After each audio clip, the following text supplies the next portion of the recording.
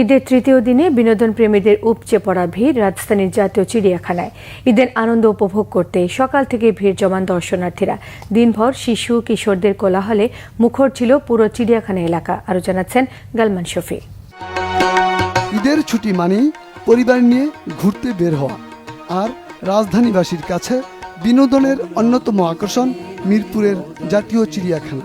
ঈদের দিন থেকেই দর্শনার্থীদের ভিড়।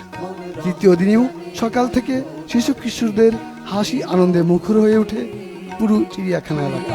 চিড়িয়াখানায় এসে নানা ধরনের প্রাণী কাছ থেকে দেখে আনন্দ পাচ্ছে শিশুরা। বাবা মায়েরাও সন্তানদের নিয়ে সময় কাটাতে পেরে খুশি। চিড়িয়াখানায় প্রাণী সংকট ও পরিবেশ দেখে ক্ষোভ প্রকাশ করেন দর্শনার্থীদের কেউ কেউ। একটা স্বাস্থ্যকর পরিবেশ এটা নাই। এত বাচ্চা এখানে আসছে, কোনো রকম হাইজিন নাই, অস্বাস্থ্যকর পরিবেশ, রাস্তাঘাটের অবস্থা খারাপ, খাবার দাবারের অবস্থা ভালো না। মোট কথা সরকারের উচিত এটার দিকে নজর দেওয়া, জাতীয় চিড়িয়াখানা যাতে জাতীয় মানের হয়।